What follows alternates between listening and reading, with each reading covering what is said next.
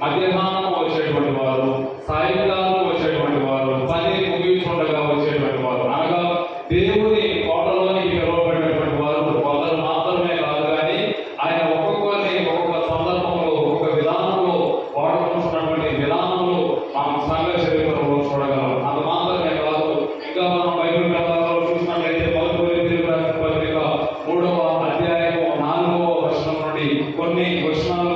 చూస్తే అక్కడ మనకు కనిపించేటువంటి విషయాలు ప్రభావాలలో నానా విధములుగా ఉన్నవి కానీ ఆత్మ ఒకడే. 12:4 మరియు పరిచర్యలు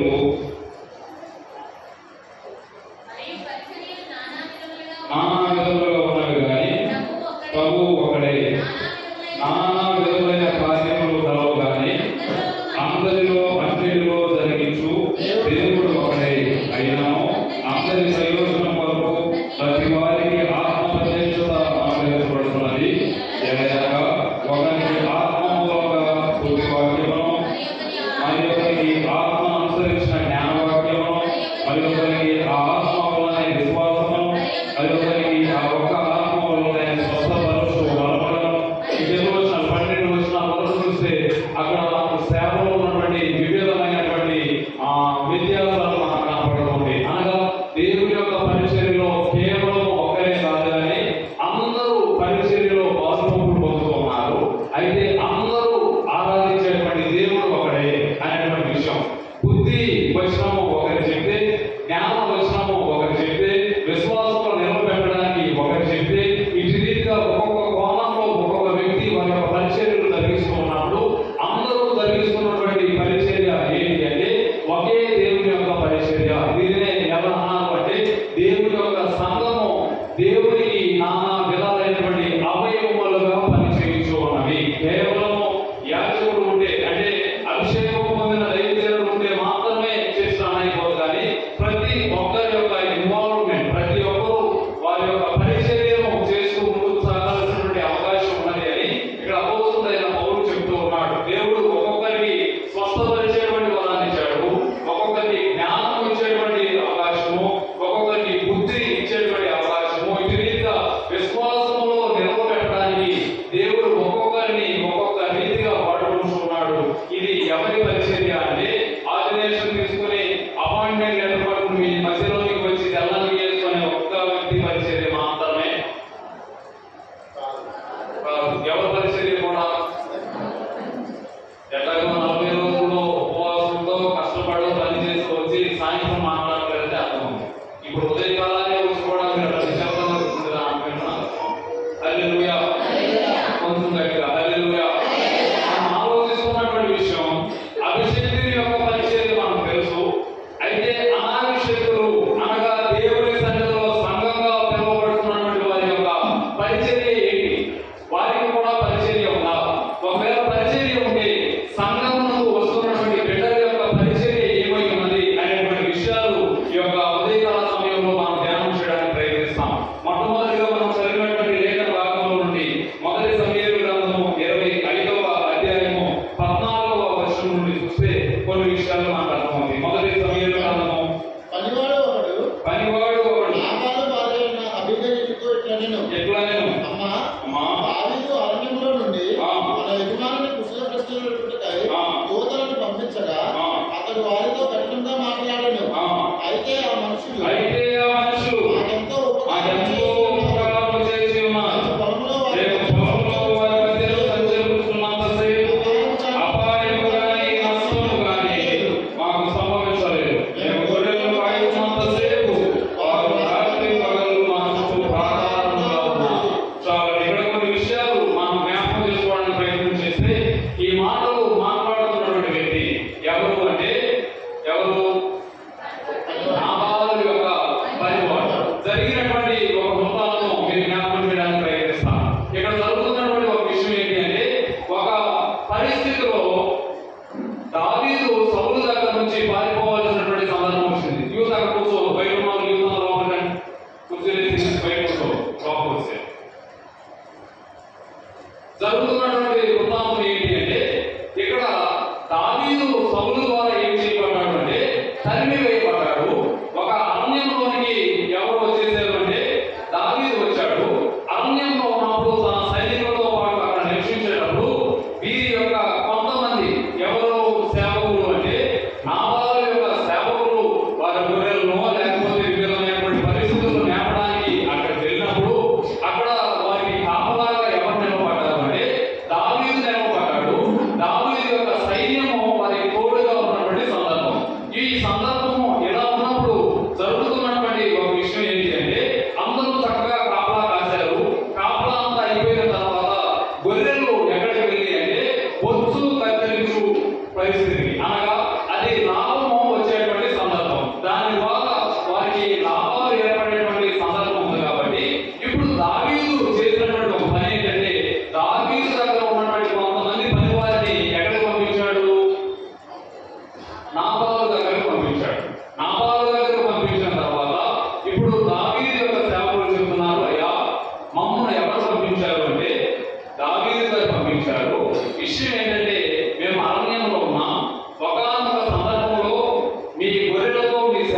వచ్చినప్పుడు జరిగినటువంటి ఇబ్బందులన్నింటిలో ఉంచి వచ్చేటువంటి ఇక్కడులన్నింటిలో ఉంచి ఎవరు కాపాడారు అంటే మేమే కాపాడాం. దావీదు యొక్క సైన్యంలో ఉన్నటువంటి మేము మా నిద్రలో కూడా మానుకొని జాగ్రత్తగా అక్కడ కాపలా కాసి ఎటువంటి అపాయం రాకుండా మీకు మేము ఏమి ఇచ్చామో తెలుసా? ప్రొటెక్షన్ ఇచ్చాం. ఈ రోజు నువ్వు నీ గొర్రెల యొక్క బొచ్చును కత్తిరిస్తున్నావు అంటే దానికి కారణం ఎవరు? మేమే. రాత్రి నిద్ర కూడా పోకుండా పురుగు నుంచి, సింహాల నుండి, వేరొక శత్రువుల యొక్క బారి నుండి వాటన్నిటినీ మేము కాపాడాము. ఇప్పుడు మీరు ఏ పరిస్థితికి వచ్చారు అంటే లాభం పొందుకునేటువంటి పరిస్థితికి వచ్చారు కదా. ఇప్పుడు దావీదు చెప్పినటువంటి ఒక మాట ఏంటంటే మేము అరణ్యంలో ఉన్నాం కాబట్టి మా పనివారు దావీదు గారు భోజనం తినడానికి గాను కొంత మీరు మాకు ఏం చేయాలి? ఇప్పుడు గొర్రెలు ఏమన్నా కాసారనుకోండి చేపిస్తారు కదా. ఇప్పుడు నాబాలు దగ్గర కూడా నీకు మేము ఎంతో ఉపకారం చేశాం కాబట్టి నువ్వు మాకు ఏం చేయాలి? కొంత సహాయం చేయి. ఎందుకంటే మేము ఏ పరిస్థితిలో ఉన్నాం? అరణ్యంలో ఉన్నాం, చాలా ఇబ్బందుల్లో ఉన్నాం కాబట్టి మేము ఊరికి నీ దగ్గర సహాయం అడగడం లేదు. నీకు ఉన్నటువంటి ప్రతి దానికి ప్రాకారంగా మేము నిలబడ్డాం కాబట్టి నీవు మాకు సహాయం చేయి అనేటువంటి మాట నాబాలు దగ్గరకు వచ్చినప్పుడు నాబాలు చెబుతున్నటువంటి మాట. అయితే ఆ మనుషుడు మాకెంతో ఉపకారం చేసి ఉన్నారు. మేము పొలంలో వారి మధ్యన సంచరించినంతసేపు సహాయం కానీ నష్టం కానీ దావీదు వారు వచ్చి అతని పేరు చెప్పి ఆ మాటలన్నీ నాబాలు తెలియజేశారు. దావీదు ఎవరున్నా ఎవడు? యెష్షయి కుమారుడు ఎవడు? తమ యజమానులను విడిచి పారిపోయిన దాసులు ఇప్పుడు అనేకులు ఉన్నారు. నేను సంపాదించుకున్న అన్నపానులను నా గొర్రె బొచ్చు కత్తిరించు వారి వరకు నేను వధించిన పశు మాంసమును తీసి నేను బొత్తిగా ఎరగని వారికి ఇస్తున్నా అని దావీదు దాసులతో నాబాలు ఏం చెప్తున్నాడు? అసలు దావీదు ఎవరండి? ఇప్పుడు దాకా లాభం పొందుకున్నటువంటి వ్యక్తి ఎవరు? దావీదు వారే. ఈ రోజు ఆ గొర్రెలు కాపాడబడి అంటే దానికి కారణం ఎవరు? దావీదే. ఇప్పుడు ఆయన అంతా అయిపోయేవాటి కొన్నిసార్లు మనుషులు కూడా చెప్పదు కదా, ఒకప్పుడు ఏమీ లేనప్పుడు వారు ఎలా ఉన్నారో మీకు తెలుసండి. కానీ ఇప్పుడు దేవుడు అన్ని ఇచ్చేవాడికి ఆళ్ళు ఎవరండి? వాళ్ళతో మాకే సంబంధం కనీసం లెక్క లేకుండా తిరిగేటువంటి సందర్భం ఉన్నాయా లేదా? అమ్మ మీరు మీరు ఎక్కడైనా సార్ అలాంటి సందర్భాల్లో ఇప్పుడు దావీదు తన శిష్యులను ఆయన దగ్గరికి పంపిస్తే అన్నాడు, అసలు ఎవరో తెలియని వారి కోసం నా బిడ్డలు పెట్టాల్సినటువంటి దాన్ని నా ముక్కు మొక్క తెలియనటువంటి దావీదు నేను ఎలా పెడతాను అని చెప్పి ఎవరితో అంటున్నాడు? దావీదు దాసులతోనే చెప్తున్నాడు. ఈ మాట వినగానే ఇప్పుడు దావీదు ఎలా ఉంది? దావీదు ఏమైనా నమ్మలేని వాడా? దావీదు ఏమైనా శక్తిహీనుడా? సౌలును కూడా సంపూర్ణ వదిలిపెట్టడానికి కారణం ఏంటి? సౌలు మీద ఏముందని నేను వచ్చిన స్క్రీన్లో చాలా బాగుంది. తర్వాత వాకిపోయాడు. ఎంతకుముందు చెప్పగానే వెంటనే రెస్పాన్స్ ఇచ్చేవారు. ఏమైతే అర్థం దావీదుకి బలం ఉందా లేదా? ఉంది. ఇప్పుడు సౌలుని సైతం దావీదు ఏం చేయగలడు? గొలియాతే చంపినాడు. గొలియాత్ ఎవరు భయపడ్డారు? సౌలు భయపడ్డాడు. దావీదు ఎవరు చంపాడు? గొలియాతే చంపాడు. సౌలు చంపడం అసమా? కానీ సౌలు మీద ఏముంది? అభిషేకం ఉంది. కాబట్టి అభిషేకం పొందిన వాడిని మనం ఏం చేయకూడదు? చంపకూడదు. వాడి జోలికి మనం వెళ్ళకూడదు. మనం చేసేది తప్పైనా ఒప్పైనా అది ఎవరు తెలుసు? దేవుడు చూసుకుంటాడు. కాబట్టి గమ్ముని ఆ విషయంలో మనం ఎంటకూడదని తెలివిగా దావీదు ఏం చేశాడంటే అరణ్యంలోకి పారిపోయాడు. ఇప్పుడు నాబాలు అనుకుంటున్నాడు అక్కడ నుంచి పారిపోయాడు. ఇట్లా పారిపోయిన వాళ్ళు చాలా మంది ఉన్నారు. పారిపోయిన వాళ్ళందరికీ నేను అమ్మ పెట్టుకుంటా తెలుస్తానండి. అసలు వాడు ఎవడో కూడా నాకు తెలియదు అని చెప్పాడు. ఈ విషయం చెప్పగానే దావీదుకి ఏమో చేసింది? ఎందుకంటే అప్పటికే దావీదు వాళ్ళకి ఏం చేస్తున్నాడు? మేలు చేశాడు. రాత్రి పగలు నిద్ర కాసుకుని మరి ఏం చేశాడంటే మేలు చేసినటువంటి సందర్భం. ఇప్పుడు ఈ విషయం తెలియగానే దావీదు చేస్తున్నటువంటి ఒక పని ఏంటంటే అతని దగ్గర ఉన్నటువంటి 400 మంది సైన్యంతో ఎక్కడికి వెళ్తున్నాడు? నాబాలు యొక్కకు వెళ్ళి అక్కడ ఏ పురుషుడు కానీ ఇక మిగలకుండా సంహరించాలి అని చెప్పి కోపం తెచ్చి ఏం చేస్తున్నాడంటే వెళ్ళడానికి ప్రయత్నిస్తున్నప్పుడు ఇప్పుడు జరుగుతున్నటువంటి విషయం ఏంటంటే వారిలో ఒకడు అభిగయలు ఇట్లా అన్నాడు. ఎవరు వాడు అంటే పనివాడు. వానికి అర్థమైనటువంటి ఒక విషయం ఏంటంటే ఇక్కడ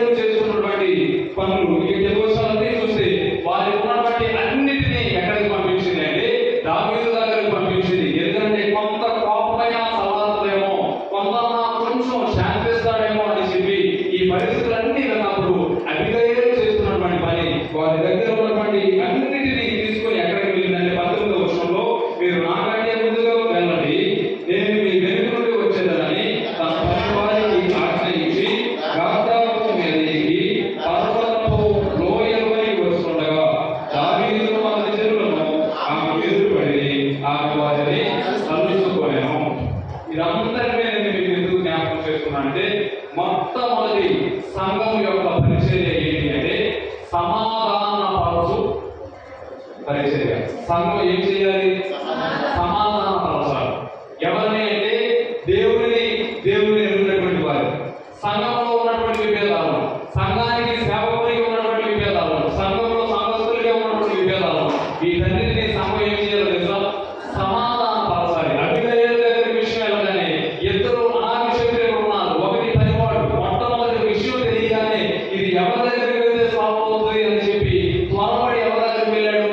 అభిగయల్ దగ్గరికి వెళ్ళాడు. అభిగయల్ వెంటనే ఆలోచించి ఏం చేస్తుంది అంటే వెళ్ళి మా ఆయనకి చెబుదాం అనుకోవడం వల్ల కొన్ని విషయాలు మనం దేవుని సన్నిధిలో చేయాల్సినటువంటి సందర్భాలు, అనగా జనరోసిటీతో ఉన్నటువంటి వాటిని ఎక్కడికి తీసుకొస్తుంది అంటే దేవుని యొక్క పరిచర్యకో లేదంటే దావీదును తీసుకుని వెళ్ళడానికో ఈమె తన భర్త దగ్గరకు కూడా వెళ్ళకుండా ఏం చేస్తుంది అంటే సమాధానపరచడానికి ఉన్నటువంటి వాటిని ఎవరు పంపిస్తుంది? దావీదు దగ్గరికి. అది దేవునిగా కూడా కొలిచేటువంటి సందర్భం, అనగా దేవుని దగ్గరికి ఉన్నటువంటి వాటిని పంపించేటువంటి సందర్భం. ఈ రోజుల్లో చాలా సార్లు మనకున్నటువంటి ఆదాయంలో కొంత పొదుపు చేసి భర్తకు తెలియకుండా షాపింగ్ పోవడం కానీ, భర్తకు తెలియకుండా ఏదో సీక్రెట్ చేసేస్తామా? ఇస్తాను. కొంతమంది ఇస్తారు, చాలా మంది ఎవరైనా లేదంటే ఓన్లీ శాస్త్రంతా షాపింగ్ ఖర్చు పెట్టుకుని చర్చికి ఇచ్చేది మాత్రం ఇంట్లో అందరికీ చెప్పుకొని ఓకే ఇది తెద్దాం, ఇంకొద్ది తగ్గిద్దాం, ఇంకొంచెం పెంచుదాం అని చెప్పి డిస్కషన్ చేసుకునే సందర్భం. ఇక్కడ జరుగుతున్నటువంటి వృత్తాంతంలో మనం చేసుకున్నటువంటి ఒక పరిచర్య ఏంటి అంటే దేవుని యొక్క సేవకునికో లేదంటే దేవునిగా కొనబడేటువంటి వారికో ఆయన కోపపడిన తర్వాత ఆమె దగ్గర ఉన్నటువంటి వాటన్నిటిని అక్కడ తీసుకువెళ్ళి కొంతమంది సేవకులు ముందుగానే పంపించింది. తర్వాత ఏమి వెళ్ళి ఆయన కలుసుకున్న సమయంలో చేస్తున్నటువంటి పని 21వ వచనం, అంతకు మునుపు దావీదు నాబాలును కలిగిన దాన్ని అంతటిలో ఏది పోకుండా ఈ అరణ్యంలో అతని ఆస్తి అంతయు నేను వ్యర్థముగా సాగించు వచ్చాను, ఉపకారం నాకు ఏం చేశాడు? అపకారం ఆయన చేశాడు అని అనుకొని అతనికున్న వారిలో ఒక మొక్కల వాటిని లేకుండా చెప్పేద్దాం. 23వ వచనం, అభిగయలు దావీదును అనుకొని గాదు భూమి మీద నుండి దిగి దావీదునకు సాష్టాంగ నమస్కారం చేసి అతని పాదములను పట్టుకుని ఈ రోజు మానసని ఎరుచుము చేస్తున్నటువంటి తగ్గిపోవడం. అనగా కొన్నిసార్లు సమాధానపరచడానికి మనం ఏమవ్వాలి? తగ్గించుకొని వెళ్ళాలి. ఇక్కడ సమాధానపరచడానికి అభిగయలకు దానం లేదా? ఉందా లేదా? చెప్పండి. అభిగయలు దానం ఉందా? ఆస్తి ఉందా? గంధం ఉందా? ముందు పంపించడానికి దానంగా ఉందా? ఎంత దానం ఉన్నటువంటి వారు ఏమి చేస్తారు? డబ్బులు కోరే విధానికి వస్తారు. ఆల్రెడీ ఆ ముందు పంపించినప్పటికీ ఇక్కడ చేస్తున్నటువంటి పని ఏంటంటే దావీదును చూడగానే నెమ్మదిగా ఎదిగి తెలుసా? నెమ్మదిగా త్వరగా దిగింది. దేని మీద నుండి? ఉన్న సింహాసనం మీద నుండి. ఎవరు కనపడగానే? దావీదు కనపడగానే దేని మీద నుంచి దిగిపోయింది? ఇప్పుడు దావీదు రాస్తుందా? దావీదు అరణ్యంలో రాష్ట్ర నామా దగ్గర ప్రశ్నానికి లేదు. ప్రశ్నకి ఏదో సైన్యం తప్ప దావీదు దగ్గర పెరగడానికి అది కూడా లేదు. లేని సమయంలో కూడా అంత పరిస్థితిలో ఉన్నటువంటి అభిగయలు ఎవరిని చూసి విలువించింది అంటే దేవుని చూసి విలువించి వెంటనే ఏం చేసింది తెలుసా? దాని మీద నుంచి వెంటనే త్వరగా దిగి ఆమె చేస్తున్నటువంటి పని ఏంటి అంటే సాష్టాంగ నమస్కారం చేసి అతని పాదాలను పట్టుకుని నా యెహోవా ఈ రోజు నాదని ఇది ఎవరి పరిచర్య? ఎవరి పరిచర్య? సంఘము చేయాల్సినటువంటి పరిచర్య. ఇప్పుడు సంఘానికి ఇవ్వబడినటువంటి పరిచర్య ఏంటంటే సంఘమును ఏమి చేయాలి అంటే సమాధానపరచాలి. సమాధానపరచడం కోసం కొన్నిసార్లు మనం తగ్గాలి. సమాధానపరచడం కోసం ఇతరులను మనం కావాలి. సమాధానపరచడం కోసం మన మాటలు ఉపయోగించాలి, కానీ సమాధానం పోగొట్టడానికి ఉపయోగించకూడదు. సమాధాన పరచడానికే దేవుడి కుమారులుగా కుమార్తెలుగా మనం పిలువబడుతున్నాం. ఏదైనా విషయం మన దగ్గరకు వచ్చి ఎట్లయినా సంవత్సరం ఒక చోటకే పెట్టడం ఇదంతా ఎందుకు అని చెప్పి అనకూడదు. దాని గురించి కూర్చొని అలా కాదు అని చెప్పి దాన్ని ఏం చేయాలి? సమాధానపరచాలి. సమాధానపరిచేటువంటి పరిచర్య దేవుడు ఎవరికి ఇచ్చాడు అంటే సంఘానికి ఇచ్చాడు. సంఘం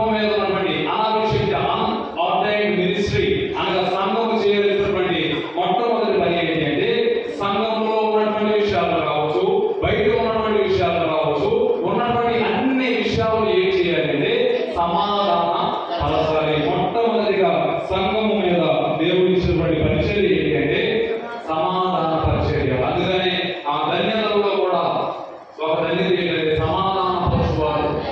వారు ఎవరు కుమారులు పడతారు? ఇప్పుడు సమాధానం మన ద్వారా కలగడం లేదంటే మనం ఎవరు కుమారులు? ఇది కదా ఇంటూ కొట్టేసుకోండి. ఆపోజిట్ వాడి సమాధాన పరచువాడు నా వాడు అంటే సమాధాన పరచువాడు ఎవరు? ఆటోమేటిక్గా మన ఆపోజిట్ ఎవరు? వాళ్ళే. అనగా మన మాటలు, మన పనులు ఇవన్నీ సంఘంలో ఏమి తీసుకురావాలి అంటే సమాధానం తీసుకురావాలి. ఈ పరిచర్య ఎవరైనది? సంఘము. ఈ రోజు మనం ఏ అంశం ధ్యానం చేస్తున్నాం? అభిషేకం పరిచర్య కాదు. ఈరోజు అనాభిషేకుల పరిచర్య, అనగా అభిషేకము లేనటువంటి వారిని కూడా చేసేటువంటి పరిచర్య. చాలాసార్లు మనం అనుకుంటాం సేవకుడు ఒకటే పరిచర్య, మాకేం పరిచర్య లేదని. మేము కూడా పరిచర్య ఉంది. మా పరిచర్య ఏంటి అంటే సంఘంలో కలుగుతున్నటువంటి కొన్ని పరిస్థితులను బట్టి అక్కడ మనం ఎలా నిలబడాలి అంటే సమాధానముగా, అసమాధానంగా కాదు. రెండింటికి వ్యత్యాసం ఉంది. దానం అంటే దానం అంటే ఏంటి? ఇవ్వడం. సమాధానం అంటే పీస్. చక్కగా సమాధానంగా ఉండడానికి వాడు దానం చేయడు. అది దానం చేయ ఎన్నో దానాలు మనం చేస్తాం, కానీ సమాధానం మాత్రం మనం దానం చేయలేము. ఎందుకంటే అది ముందు మనలోనే, అది మనలో లేదు కాబట్టి ఇంకొకరిలో కూడా ఉండకూడదు. సంఘం యొక్క మొట్టమొదటి పని సమాధానం పరిచేటువంటి పరిచర్య చేయాలి. రెండవదిగా మనం చూసినట్లయితే పత్రిక పాఠ్య భాగంలో మనం చదివినటువంటి విషయాలు. మొదటి దశలోని రాసిన పత్రిక 4వ అధ్యాయం మొదటి వచనం నుండి కొన్ని వచనాలు. సహోదరులారా, మేము ప్రభువైన యేసు ద్వారా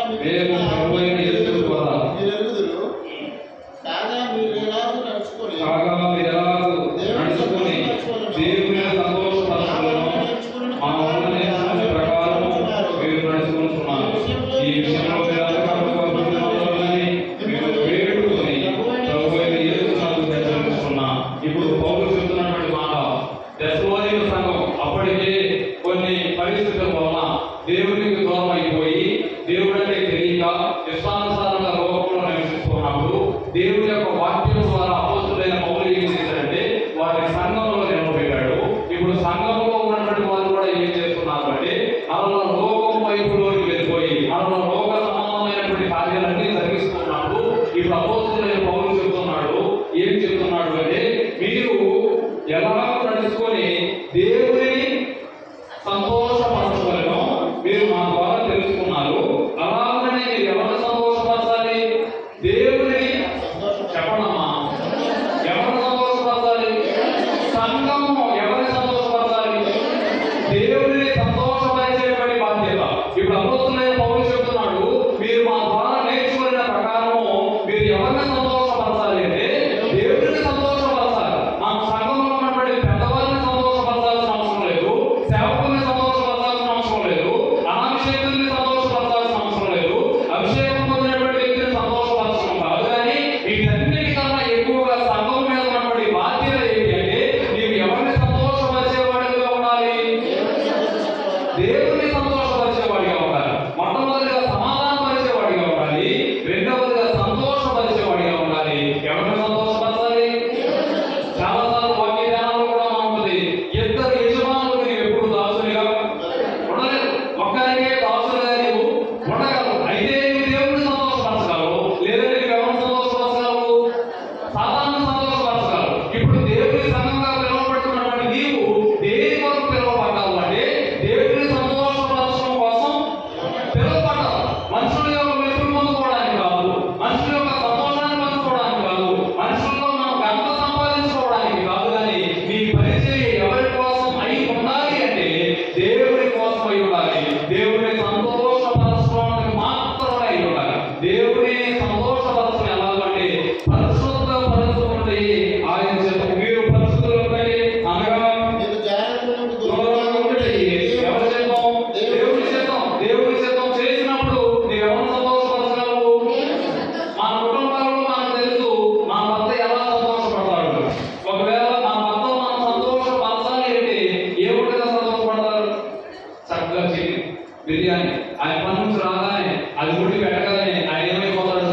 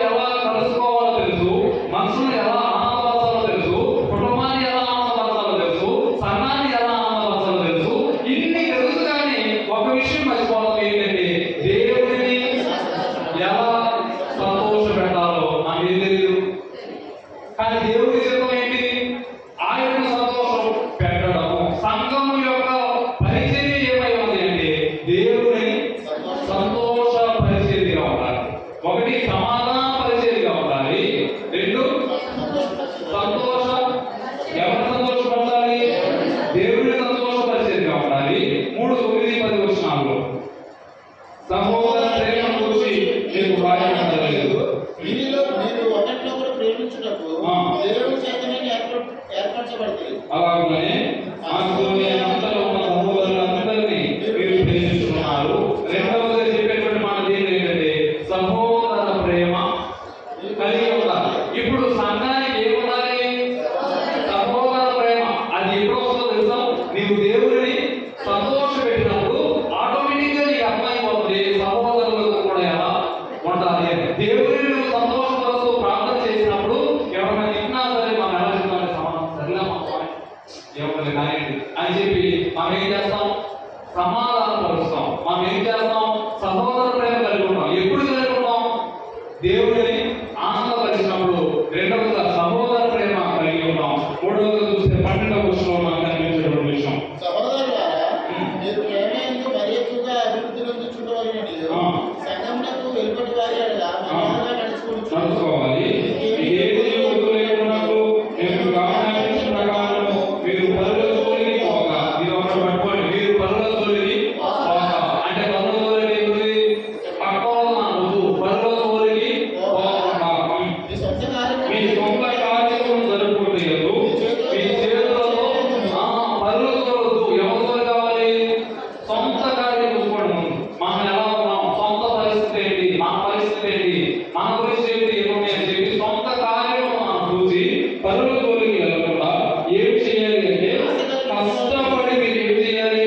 పని చేసుకోవాలి. మీ చేతులతో పని చేయడం ఎందు ఆశ కలిగి ఉండవాలని మేము హెచ్చరిస్తున్నాం. అనగా ఇది సేవకుల యొక్క పరిచర్య కాదు కాబట్టి మీరు పని చేసేటప్పుడు అనగా దేవుడి యొక్క పరిచర్య చేస్తూనే పేదలకు ఏం చేయాలి?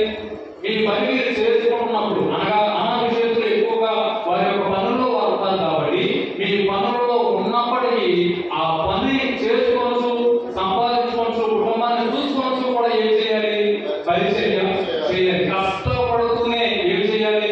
పరిచర్య చేయాలి. ఈ యొక్క భావన దేవుడు ఎవరు ఇచ్చాడు? అనావిషయతులు అలాగే సంఘం మీద ఇచ్చాడు. ఈ రోజు మనం ధ్యానం చేస్తున్నటువంటి అంశం ఏంటి? కొంచెం గట్టిగా, ఇంకొంచెం గట్టిగా. అంటే ఎవరిది? సంఘం అంటే ఎవరు? అది చెప్పవచ్చు. మా ఇప్పుడు ఈ పరిచర్య ఎవరిది? ఈ సంఘం ఎవరిది? ఈ పరిచర్య ఎవరిది? ఇదేగా. ఇప్పుడు ఈ పరిచర్య నాది అనుకున్నటువంటి వాళ్ళు మొట్టమొదటిగా పాత నిబంధన ప్రకారం సంఘం చేయాల్సినటువంటి మొదటి పరిచర్య ఏంటి? చెప్పండి. సమాధానం పరిచేటువంటి పరిచర్య చేయాలి. రెండవది ఏం చేయాలి? దేవుడిని సంతోషపరిచేటువంటి పరిచర్య చేయాలి. దేవుడిని సంతోషపరచండి. చక్కగా యూత్ మీటింగ్ వెంటనే గురించి ఏం చేయాలి? ఇంటికి వెళ్ళి ప్రార్థన చేస్తాయా? హాస్పిటల్ ఏదో యూత్ మీటింగ్ పెడదాం అనుకున్నారు, యూత్ అంతా సహకరిస్తున్నారు, అది చక్కగా ముందుకు వెళ్ళాలి అని ఏం చేయాలి? అవసరం అంటావా? రేపే కృష్ణ వస్తుందా? మన తల్లికి వెళ్తాడు లోకంలో, మళ్ళీ ఈ లోపే ఈ చేసి మనం ఎందుకు నొక్కేస్తున్నాడు, నలిపేస్తున్నాడు అని ఏం చేయకూడదు? అది సమాధాన పరచమా, అసమాధాన పరచమా? ఇంకోటి చెప్పమా, ఈ మాటలన్నీ ఎవరు మాట్లాడతారు చెప్పమా? ఎవరోలే మాట్లాడతారు. సంఘం లేదు, ఎవరోలే మాట్లాడతారు. ఇచ్చేవారు ఏం చేయాలి? దాని గురించి ఏదో అని చేస్తున్నాడు, మనం కలిగి మనం ఇస్తున్నాం. మన సమయం లేదు, ఆయన సమయం ఉంది. మన దగ్గర డబ్బులు ఉన్నాయి, ఆయన దగ్గర మీ దగ్గర టైం లేదు, డబ్బు ఉంది. మా దగ్గర టైం ఉంది, ఏం లేదు, డబ్బు లేదు. మీకున్నా మాకు ఇవ్వండి, మాకున్నది మీకు ఇస్తాం. ఆ ధనాన్ని తీసుకుని మేము ఏం చేస్తాం? గద్దనాలు నేను చెప్పాను, మండలంలో వెళ్ళారు, ఒక యూత్ మీటింగ్ పెట్టారు. అక్కడ మామూలు పంపించాం కోఆపరేటివ్ డిస్ట్రిబ్యూషన్ కానీ సుమారుగా ఒక రోజు యూత్ రిట్రీట్ వాళ్ళకి ఎంత లేదు తెలుసా? 6 లక్షలు వచ్చాయి. మనం 3 రోజులు పెడతాం. బడ్జెట్ ఎంత తెలుసా? వాళ్ళు 3 రోజులు ఏం పెడతాం? భోజనాలు, స్నాక్స్, బ్యాగులు, పుస్తకాలు ఇవి పెట్టి ₹1,00,000 బడ్జెట్ దానికి రాడి గురించి చేసినా సరే మనకేమవుతుంది? అసలు సహకరించుకోవడం తర్వాత విషయం, సహకరించడం తర్వాత విషయం. అసలు వెనక మొన్నే ప్రాంతీయ కట్టాడు, తర్వాత పెయింట్ వేసాడు, తర్వాత వర్గాలు రాపించాడు, తర్వాత ఇప్పుడు యూత్ అంటున్నాడు. యూత్ అయ్యేలోపే తర్వాత వారు ఏమంటాడు? కవర్లు పట్టుకుని వస్తారు. ఇప్పుడు పెద్దలు తప్పగా వస్తారు, ఎంటకి వస్తుంది కాబట్టి ఇప్పుడు వెంటనే అమ్మో అసలు నదిగి చెప్పడం నదిగి నా బర్త్డే ఉంది, నవంబర్లో మీ పిల్లలది డ్రెస్ కొండ డిసెంబర్ క్రిస్మస్ వచ్చారు నాకు అది నవంబర్ ఒక్క నెల ఏమో చేసింది డిసెంబర్ అప్పుడు క్రిస్మస్ పాడే ఇప్పుడు నవంబర్లో సినిమా కొనుదామన్నారు దాన్ని ఆపండి జనవరి కొనుదామా అప్పు తెచ్చైనా బతికేది చాలా పిల్లలకి ఆ మాత్రం చిన్న అన్నానికి వేసి మరి చెప్పండి ఎక్కువ కొనుక్కోవాలి 500 కదండి ఇంత తిండి పెట్టరా దీని వచ్చేవాడిని మాత్రం మనం ఏం చేయం అభిగయాలు చేసినటువంటి మనకి భర్తకు కూడా తెలియకుండా రాసుకున్నటువంటి డబ్బులు తీసుకుని ఎక్కడ పంపించేది గ్రామాల మీద ఏమేమి దిగే వాడటం మీ విశ్వాసాలు దేవుని యొక్క పరిచయం ఏం కావాలి వాడటం అని చెప్పేవారు కాదు కావాలి తీసుకోండి 5 సంవత్సరాలు కాయలు తీసుకోవడం ఇంకా లేదు డబ్బు ఉందా లేకపోతే శాఖ ఉందా ఇంట్లో ఏదో తీసి మా దగ్గర ఉందండి మీరు వాడుకోండి అని చెప్పేవాళ్ళని పరిచయం ఏం చేయకూడదు కుంటూ రాసుకోవడం పరిచర్యకు సహకరించే వారిగా మనం ఉండాలి పరిచర్యకు సహకరించినప్పుడు మీరు మొట్టమొదటి చూడండి ఆది కాలం నుండి ఈ రోజు వరకు సంఘం అభివృద్ధి జరుగుతుందండి ఆ సంఘ అభివృద్ధి ఎవరి ద్వారా తెలుసా సంఘం ద్వారా సేవకుల ద్వారా ఎట్టి పరిస్థితుల్లో మీరు అనుకున్న సేవకుడి వాక్యం మాత్రం చెప్పగలరు మీరు పెద్ద పెద్ద చర్చలు అన్నిటికీ కాదండి వాళ్ళ విశ్వాసం లేదు కాబట్టి రెండో రోజు మేము తీసుకున్నారు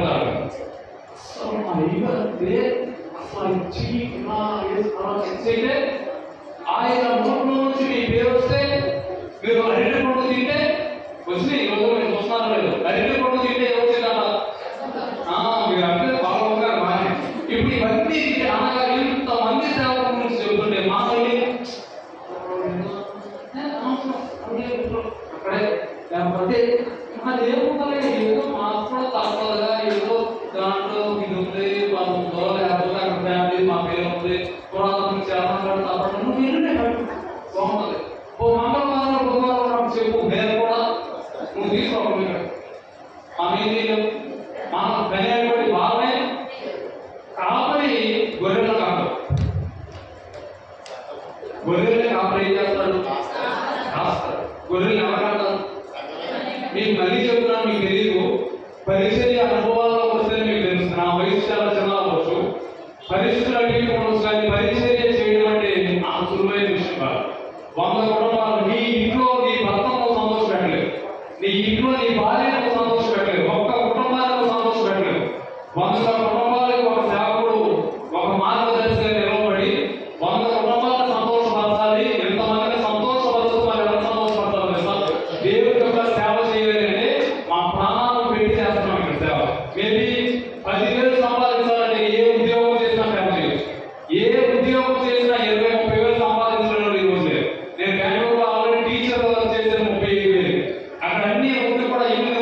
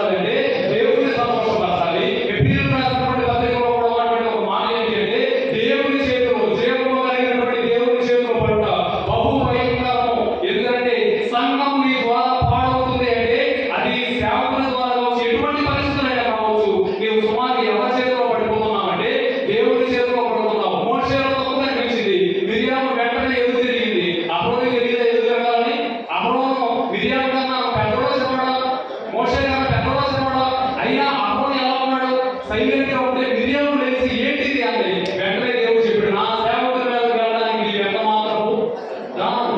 సేవలో జరుగుతున్న వాటి పరిస్థితుల్లో మనం ఎక్కువ సమాధాన పరచడానికి అవ్వాలి కానీ ఇబ్బంది పరచడానికి మాత్రం అవ్వకూడదు. రెండవది జ్ఞాపకం చేసుకున్న విషయాలు సమాధాన పరచాలి, దేవుడిని సంతోషపరచాలి. మూడవది సహోదర ప్రేమ కలిగి ఉండాలి. నాలుగో విషయాన్ని నేను జ్ఞాపకం చేస్తాను. లూకాసు వార్త 10వ అధ్యాయము 25వ వచనం నుంచి, లూకాసు వార్త 10వ అధ్యాయము 25వ వచనం నుంచి కొన్ని విషయాలు. ఒకప్పుడు ధర్మశాస్త్ర ఉపదేశకులు నేనేం చేయాలి అని అతన్ని శోధిస్తూ అడిగారు. చాలండి, ఇక్కడ వచ్చిన మాట ఏంటి అంటే ధర్మశాస్త్రం ఉపదేశించేటువంటి వాడు అనగా ఆద్రేయుడ అనాద్రేయుడ, అభిషేకం కలిగిన వాడు అభిషేకం లేని వాడు. అభిషేకం కలిగినటువంటి వాడే ఎవరి దగ్గర వచ్చాడు? దేవుడి దగ్గర వచ్చాడు. అడుగుతున్నటువంటి ఒక మాట ఏంటి అంటే నిత్య జీవనకు వారసుడు అవడానికి నేనేం చేయాలి? బోధకుడు సంఘంలో ఏం బోధిస్తాడు? పరలోకం వెళ్ళాలంటే వెళ్ళాలి. ఇప్పుడు ఈయన బోధించేటువంటి బోధన నిత్య జీవం కోసమే ఉంటాయి కదా. ఈయన చెప్పి మన దేవుని ఎందుకు చేయబడుతున్నాడు? అయ్యా అర్థం తెలుసు. మళ్ళీ తిరిగి అవతల వాడు ఏం చెప్తాడు? బోధించేటువంటి వాడే మళ్ళా దేవుని ఎందుకు చదువుతున్నాడు? నిత్య జీవంలో వెళ్ళడానికి నేనేం చేయాలి అని అడిగేవాడు లేదు, శోధించడానికి అడుగుతున్నాడు. ఈడేం చెప్తాడో చూద్దాం. ఇప్పుడు దాకా నేనే జ్ఞానిని, ఈయన కూడా ఏమైనా జ్ఞానం లేదు చూద్దాం అని చెప్పి దేనికి అడుగుతున్నాడు అంటే శోధించడానికి, పరీక్షించడానికి, టెస్ట్ చేయడానికి అడుగుతున్నాడు. శోధిస్తూ అడిగి అందువలన ధర్మశాస్త్రంలో ఏం రాయబడింది అంటే ఆయన ఆజ్ఞని చెప్పాడు 21వ వచనంలో. అందుకు ఆయన మేము సరిగ్గా ఉపదేశించి అలా చేయము అప్పుడు జీవించమని అతనితో చెప్పారు. అయితే తాను నీతిమంతుడైనట్టు కనబడకూరి. ఇప్పుడు ఈ ఉద్దేశం ఏంటంటే నీతిమంతుడిగా అవ్వకూరి అలా కనబడకూరి. కనబడడానికి అవ్వడానికి ఉందా లేదా? ఉందా లేదా? కొన్నిసార్లు మీరు ఎవరైతే మీ పిల్లలు నాతో మాట్లాడతారు, మీరే చెప్తారు అయ్యారు అంత సాఫ్ట్వే కాదు, మీరు వచ్చే వారికి ఎక్కడున్నాయి. ఇప్పుడు నా వంతు వాళ్ళు ఏం చేయబోతున్నారు? మంచిగా పక్కన తిరుగుపెట్టేస్తారు. ఎందుకంటే చాలా వాళ్ళు వేరే చెప్తారు, అయ్యారు మీ ముందు అంతా గత 5 నిమిషాలు మీరు పక్కకెళ్ళండి అని చేసి అలా వీడియో పెడతాం అనగా మేము వెళ్ళే వాటి వాళ్ళు అలా కనపడాలే కోరుకుంటారు. ఎందుకంటే వారి దృష్టిలో చెడ్డగా అవ్వకూడదు. ఇప్పుడు ధర్మశాస్త్ర ఉపదేశకుడు కూడా పరలోకం వెళ్ళాలని కాదు, నీతిమంతుడిగా అవ్వాలని కాదు. నీతిమంతుడిగా అవ్వడం కోసం అడిగితే ఓకే, నీతిమంతుడిగా అవ్వడం కోసం అడగలా. ఎందుకు అడుగుతున్నాడు?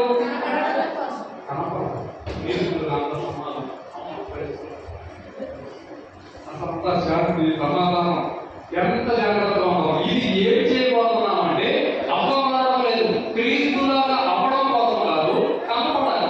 ఏదో కనపడాలి కాబట్టి ఈయన కూడా అడుగుతున్నట్టు మాట ఏంటంటే కనపడకూడదు కాబట్టి అతడు నవ్వులు కానీ నా పొరుగు వాడు ఎవడు. వెంటనే చెప్తున్నాడు, ఒక మనుషుడు యెరూషలేము నుండి ఎరుకో పట్టణంలోకి దిగివెళ్ళుచు దొంగల చేతిలో చిక్కెను. వారు అతని బట్టలు దోచుకొని అతని కొట్టి కొరప్రాణంతో విడిచిపోయి. అప్పుడు ఒక యాజకుడు ఆ త్రోవలో వెళ్ళి అతన్ని మనకు తెలిసిందే. సమరయుడు. ఏ సమరయుడు? ఏ సమరయుడు? చెడ్డ సమరయుడు. కావాలని చెప్తారు. ఏ సమరయుడు? అతని పేరేటో తెలుసా? పేరు చెప్తా. సమరయుడే కానీ మంచి అనే పదాన్ని ఇచ్చారు. మంచి సమరయుడు చెప్తూ అన్నాడు. ఫస్ట్ ఎలా ఉన్నారు? యాజకుడు అన్నాడు. వెళ్ళినప్పుడు యాజకుడు ఎవరు చూశాడంటే అతను చూశాడు. యెరూషలేము నుంచి ఎక్కడికి వస్తున్నాడు? అసలు ప్రాసెస్ ఏంటంటే ఎరుకో నుంచి యెరూషలేము వెళ్ళాలి. ఇప్పుడు యెరూషలేము నుంచి ఎరుకో రావాలంటే ఆధ్యాత్మికమైన పరిస్థితిలో ఉండి ఎక్కడికి చేస్తున్నాడు? కిందకు చేస్తున్నాడు, సన్నగిరి పోతున్నాడు. ఆధ్యాత్మికమైన జీవితం ఏమైపోతుందంటే సన్నగిరి పోతుంది. రోజు రోజుకి ఎక్కడ కలిసిపోతున్నాడంటే లోకంలో కలిసిపోతున్నాడు. శత్రువు చేతికి చెక్కబడటం అంటే సాతాను చేతికి చెక్కబడుతున్నాడు. సాతాను ఇష్టానుసారంగా మనం ఉపయోగించుకున్నప్పుడు దేవుడి సేవకుడు వెళ్తూ ఉన్నాడు. వెళ్ళేటప్పుడు అతను ఏం చేశాడు? చూశాడు.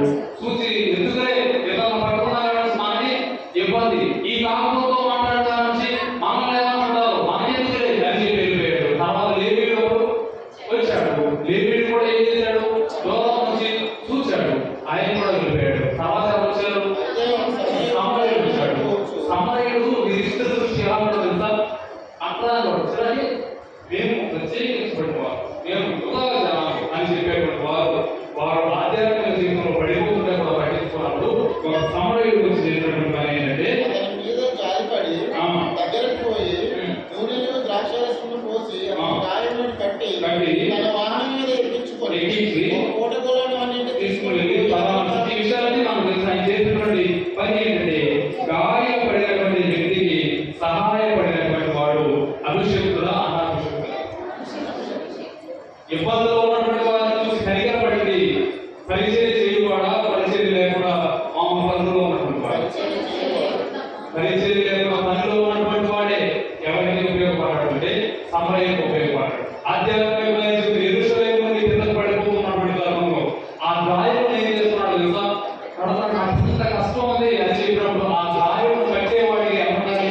క్రైస్తవులు ఉంటారు, అనాభిషేకులు ఉంటారు. కొంతమంది గృహాల్లో గాయములు మానసికంగా ఇబ్బందిగా ఇవన్నింటిలో ఉన్నప్పుడు మనం వెళ్ళి ఏం చేయాలి? గాయమును అక్కడ చూసి ఏం చేయాలి?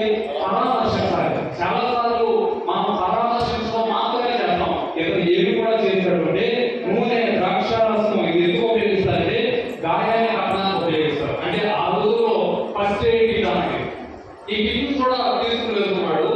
ఆ సహాయంలో ఉన్నప్పుడు సమరయుడు తీసుకువెళ్ళినటువంటి దాన్ని ఎవరు చేశాడు? కాదు, ఎవరిని గాయం పెట్టాడు? గాయపడినటువంటి వెంటనే దగ్గరికి వెళ్ళి ఆ గాయం అయ్యో సమస్య ఇరుందా పర్లేదమ్మా ధైర్యంగా ఉండు అని చెప్పి ఆ గాయాన్ని కట్టి అతను తీసుకుని చదివిస్తున్నాడు, కాపాడేటువంటి వారు చేస్తున్నాడు. కొడుకున్నవాడంటే నివాస యోగ్యమైన స్థలాన్ని ఏర్పాటు చేసి ఉంచేవాడిగా, ఇప్పుడు దాన్ని కాపాడేవాడిగా. ఇప్పుడు సంఘము గాయపడినటువంటి దాన్ని కట్టి దాన్ని తీసుకుని చెక్కడిస్తుంది.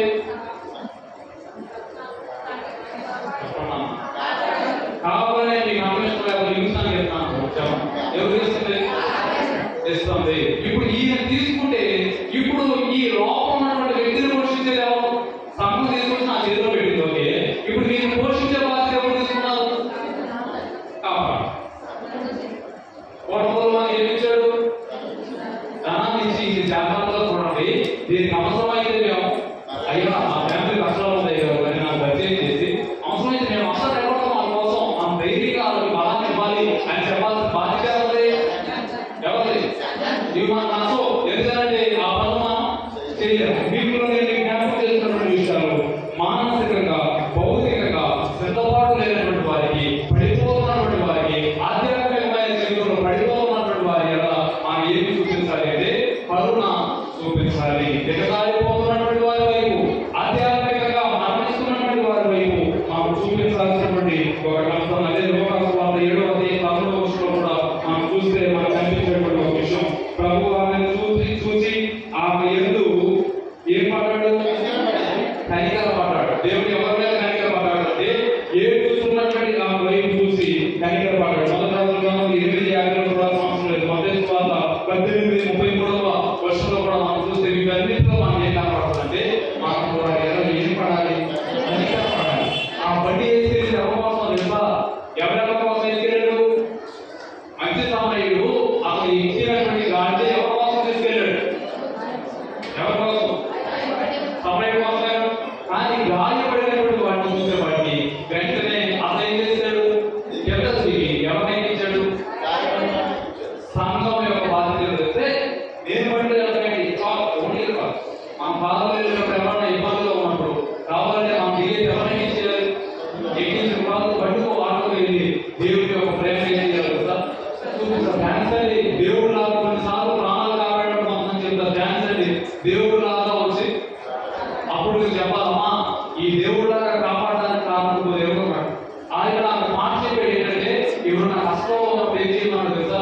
కనికర పడమన్నాడు. నేను చూడాలని నా దగ్గర నేను చూసిందంటే నా దేవుడు నాకు చెప్పాడు కనికర పడాలని చెప్పినప్పుడు వెంటనే వాళ్ళు అర్థం చేస్తారు, అయ్యో ఎవరా దేవుడు, వాళ్ళు కూడా దేవుడు చూసే అవకాశం ఉంది. ఇప్పుడు సంఘం యొక్క పరిచర్య ఏమైంది అంటే సంఘం యొక్క పరిచర్య ఒకటి సమాధానపరిచే పరిచర్య, 2 దేవుడిని ఆనందపరిచేటువంటి పరిచర్య, 3 సహోదరులను ప్రేమించేటువంటి పరిచర్య, 4 కష్టంలో ఆధ్యాత్మికమైన జీవితంలో నుండి పడిపోతున్నటువంటి వారిని, దిగజారిపోతున్నటువంటి వారిని సన్నగిల్లిపోతున్నటువంటి వారిని, గాయముల చేత రక్తము ప్రాణులు కూర్చున్నటువంటి వారిని, గాయముల చేత ఇబ్బంది పడుతున్నటువంటి వారిని, విరిగి నలిగిన హృదయులకు ఆయన ఆశీనుడై, ఇప్పుడు ఎవరితో ఆశీనులుగా ఉండాలి?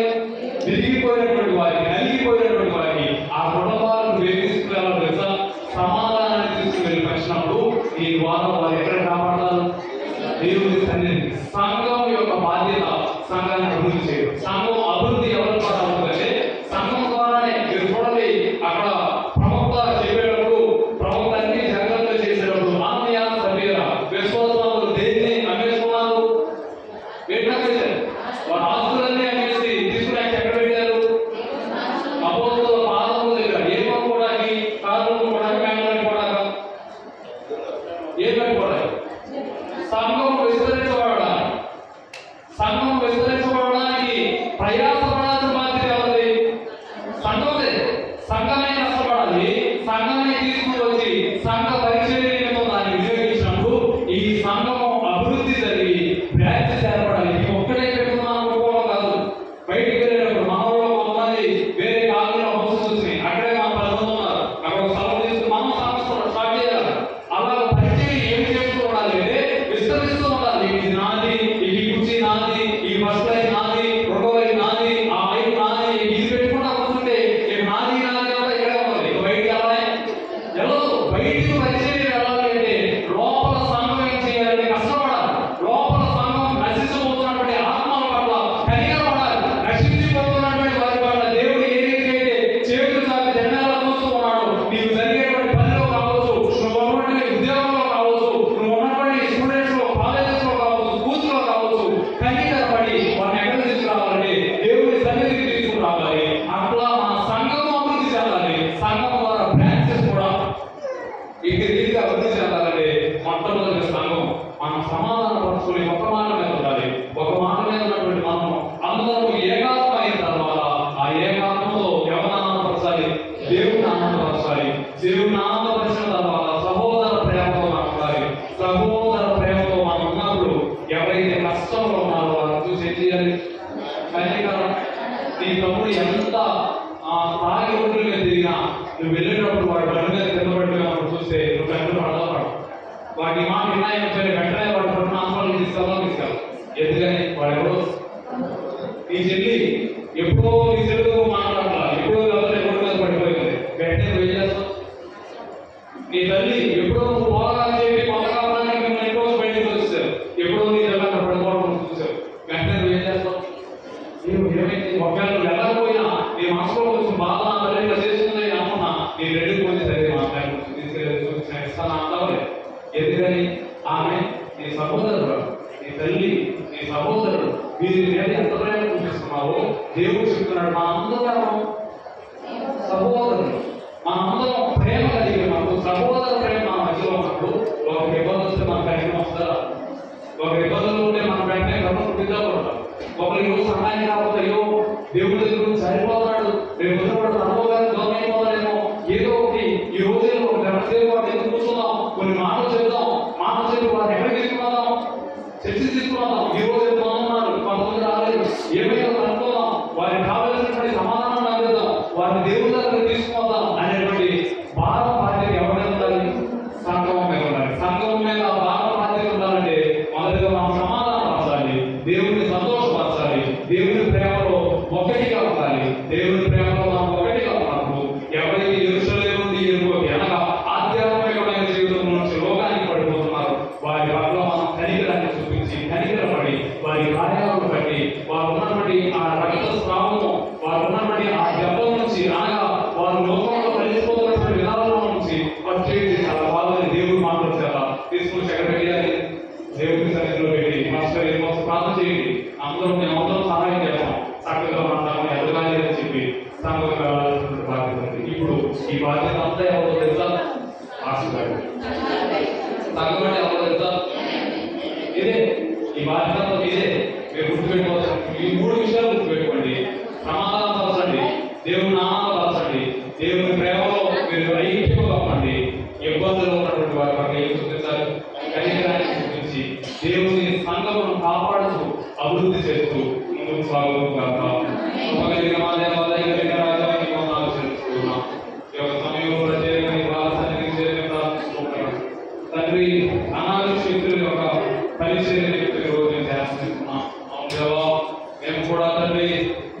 సంఘముగా కూడి ఉన్నప్పుడు సంఘం ఎటు రీతిగా అయితే దేవుని పరిచర్యలో పాల్గొంటున్న మతాలు అటు రీతిగా మేము పాల్గొంటున్న పొందుతూ ముందుకు సాగాలని ఉన్నాయి.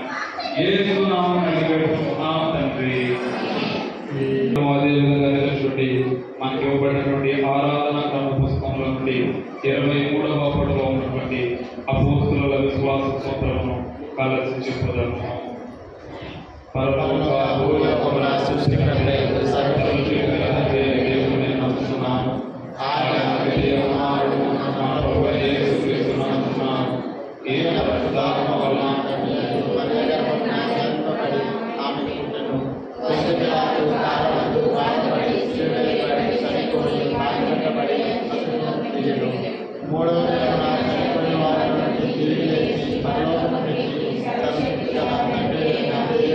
దేవుని నమ్ముతున్నాను, సజీవులకు మృతులకు తీర్పు తీర్చుటకు అక్కడి నుండి ఆయన వచ్చును.